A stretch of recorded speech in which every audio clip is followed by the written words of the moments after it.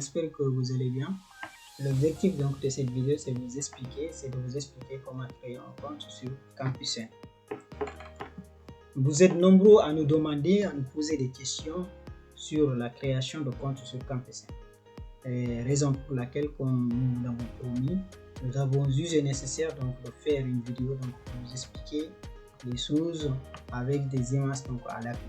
Même si donc certains d'entre vous donc savent déjà comment créer un compte sur Campus1, néanmoins on va essayer donc voilà de vous expliquer à travers cette vidéo pour que tout le monde puisse comprendre donc une bonne fois pour toutes. D'abord, on vous dit que donc pour créer un compte sur Campus1, c'est très simple. Voilà, il faut juste entrer dans la plateforme, c'est-à-dire dans la plateforme Campus1. Comment entrer dans la plateforme Campus1? Il faut utiliser votre téléphone ou bien votre ordinateur. Vous allez directement sur Google, vous tapez orientation.campus1.sn.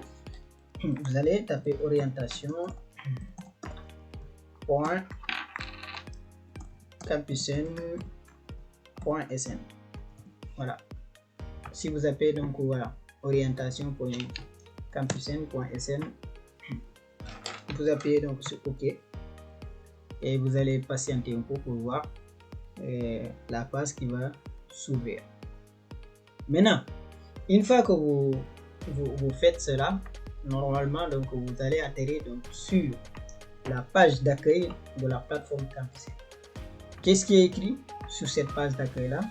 Il est dit que le ministre de l'Enseignement supérieur, de la Recherche et de l'Innovation porte à la connaissance des nouveaux bacheliers 2024 que les demandes d'admission et de préinscription dans les établissements d'enseignement supérieur du Sénégal sont faites du 7 août 2024 au 27 août 2024 à 23h59 délai de rigueur. Maintenant, actuellement, vous ne pouvez pas créer votre compte sur Campus1 parce que nous ne sommes pas encore donc, au 7 août. Il faut attendre donc le 7 août pour pouvoir créer donc un compte sur Campus1. Si par exemple on était donc au 7 août, vous aurez la possibilité donc de cliquer sur cette partie là où on a écrit créer un compte donc, en vert. Si vous appuyez sur cette partie là, directement donc voilà, il y aura une nouvelle page qui va apparaître. Dans cette page là, il y aura deux parties. Voilà, la première qui se trouve à gauche. Cette partie-là, on va vous demander accéder à mon compte. Cette partie-là, pour l'instant, ne vous intéresse pas si vous n'avez pas encore créé votre compte Campus1. Voici donc les deux parties qui vont apparaître. Dès que vous cliquez, donc voici donc la nouvelle page qui va apparaître. Sur cette page-là, il est écrit donc à gauche, accéder à mon compte. Voilà, juste en bas, numéro INA. Et juste encore en bas, en dessous donc c'est écrit mot de passe. Ici vous utilisez cette partie ci et seulement si donc vous avez créé un compte. Si vous n'avez pas encore créé un compte, vous allez donc utiliser donc la partie qui se trouve à droite. C'est cette partie là qui nous intéresse pour nous. Vous allez suivre donc les consignes qui sont tout simplement dictées. La première consigne donc au niveau de la première ligne, année du bac. Quelle est votre année du bac? Tu mets ton année de bac. Votre année du bac c'est 2024, tu mets 2024. Numéro de table, voilà. Pendant les examens, donc chaque élève donc on lui a attribué un numéro de table, tu mets ton numéro de table. Voilà. Ensuite, juste en bas, c'est écrit date de naissance. Vous mettez votre date de naissance, donc voilà, jour de naissance, mois de naissance, année de naissance. Ensuite, vous venez ici en bas, là où on a écrit envoyer, vous cliquez sur envoyer. Donc vous voyez donc cette partie grise là, on a écrit ici, c'est écrit envoyer. Vous verrez que c'est écrit envoyer, donc vous allez cliquer directement sur cette partie là, en grise, envoyer. Maintenant, une fois que vous cliquez sur cette partie, donc après avoir appuyé sur envoyer, vous attendez un peu, une nouvelle page va apparaître contenant vos informations personnelles. Quelles sont ces informations personnelles? C'est votre prénom, nom, date de naissance, nationalité, numéro de table, année du bac, série et votre lycée d'origine. Voici donc la page qui va apparaître. Sur cette page là, il y a d'abord en haut votre prénom, Amadou Diop. nom Amadou, votre prénom Amadou, nom Diop, date de naissance, etc., nationalité, numéro de table, année du bac, 2018, série L, voilà, lycée d'origine. Ça, c'est vos informations personnelles. Mais ce qu'il faut savoir, sur la même page, vous devez compléter le reste. En donné, vous devez compléter le reste. Quel est ce reste-là? C'est-à-dire, on vous a donné vos informations personnelles, mais il y a des choses qui restent. Donc, c'est à vous de compléter les informations restantes. Voilà, vous devez compléter, donc voilà, le reste en donnant vos informations complémentaires. Quelles sont les informations complémentaires donc, à compléter? Juste en bas, sur la même page, vous verrez, donc c'est écrit nom de jeune fille. C'est-à-dire, donc, si vous êtes une fille, donc nom de jeune fille, vous avez la possibilité, donc voilà, ce n'est pas obligatoire. Tout d'abord, donc on a dit que les champs précédés de étoile rouge sont obligatoires. Les champs précédés de étoile rouge ou bien astérisque rouge sont obligatoires. Ça signifie quoi? C'est-à-dire toutes les parties, toutes les champs, là où on a donc une étoile rouge ou bien un astérisque rouge, dans ces champs-là, c'est obligatoire, donc il faut remplir donc, les informations. Donc par exemple, ici en haut, on a mis nom de jeune fille. Il n'y a rien devant nom de jeune fille. Il n'y a rien qui précède devant nom de jeune fille. Il n'y a pas d'étoile. Donc cette partie-là n'est pas obligatoire. Si vous voulez, si vous êtes une fille, si vous voulez, vous remplissez cette partie-là. Si vous ne voulez pas, vous laissez tomber. Voilà. C'est-à-dire nom de jeune fille, c'est ici. Voilà. Ici, situation matrimoniale. Situation matrimoniale, ça signifie comment? Si vous êtes marié ou célibataire, voilà. Vous venez, cette partie-là, vous voyez, donc voilà. Il y a un astérisque, donc en rouge, qui précède situation matrimoniale. Donc cela veut dire que cette partie, donc c'est obligatoire, il faut remplir. Situation matrimoniale, vous remplissez. Si vous êtes célibataire, vous mettez célibataire. Si vous êtes marié, donc vous mettez marié. Voilà.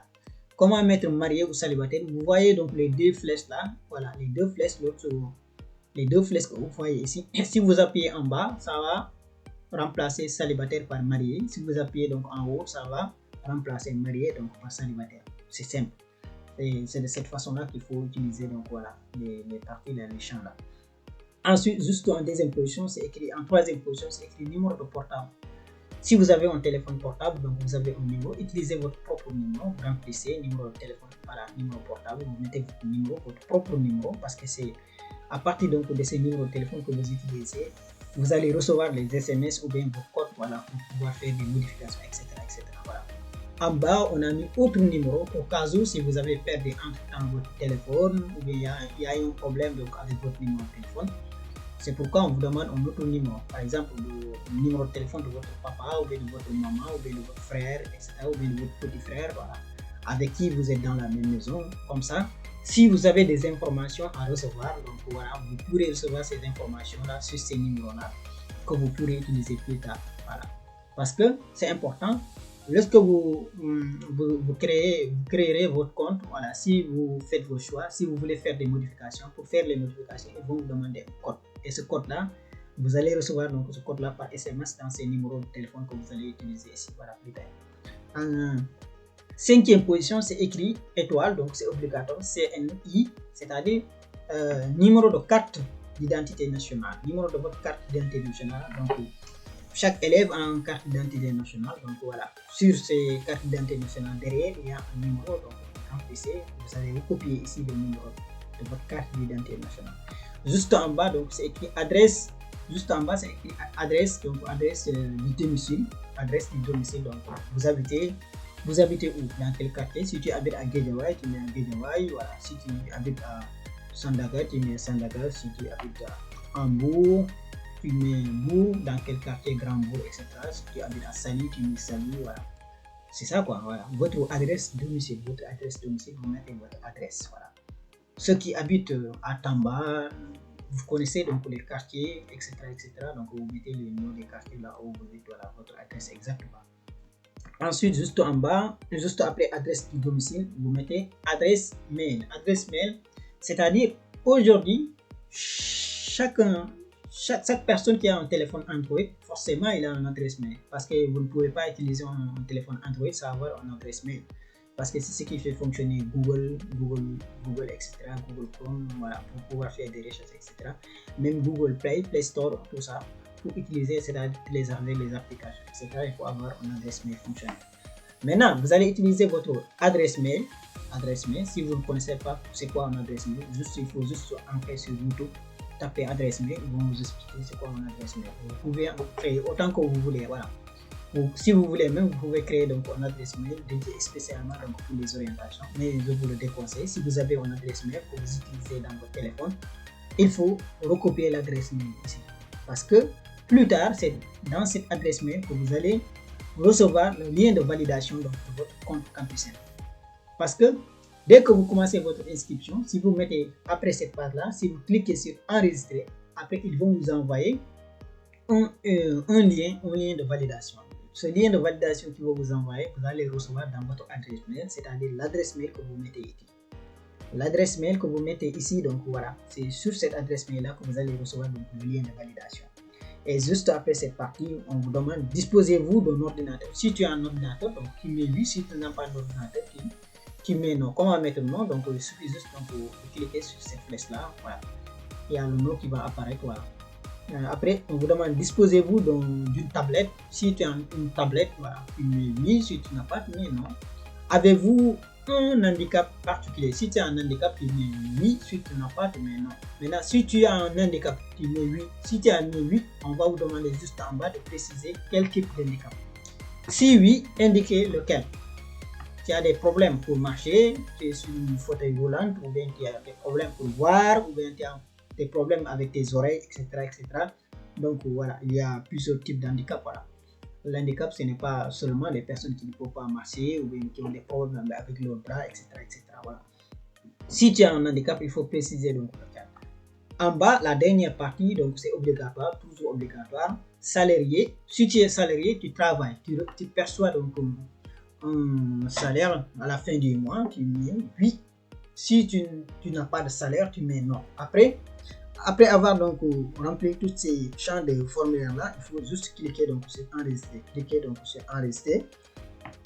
Ici, là où j'ai encadré donc en rouge, c'est en gris. Tu cliques sur enregistrer. Quand tu cliques sur enregistrer, tu attends. Il y aura une nouvelle page qui va apparaître. Voilà. Sur cette nouvelle page là, ils vont vous dire que voilà vos informations. Ils vont vous dire que donc vos informations donc ont été enregistrées, vos informations donc ont bien été enregistrées. Voilà. Quelles sont ces informations qu'on a enregistrées? Vous allez voir. Les informations qu'on a enregistrées, vos informations ont bien été enregistrées. Voilà. Vous allez recevoir. Campus N donc va vous envoyer un lien. Toujours. Maintenant, où vous allez recevoir ce lien, c'est-à-dire l'adresse mail que vous avez déjà utilisée. Vous vous rappelez très bien. Sur cette partie-là, on vous a demandé donc une adresse mail. L'adresse mail que vous utilisez ici, c'est sur cette adresse mail-là qu'on va vous envoyer donc un lien. Voilà. On va vous envoyer un lien. Voici donc le lien en bleu. Voici le lien que vous allez recevoir. C'est le lien de qui est en bleu. Voilà. Le lien est là. En rouge, voici le lien que j'ai encadré donc en rouge. Donc vous voyez. Voilà. Puis cliquez donc sur le lien dans le mail. C'est-à-dire que vous allez entrer dans votre compte Gmail. Voilà, appuyez sur le message. Vous verrez donc sur ce message-là, donc il y a un lien. Maintenant, ce lien-là, quelle est l'importance de ce lien? Voilà.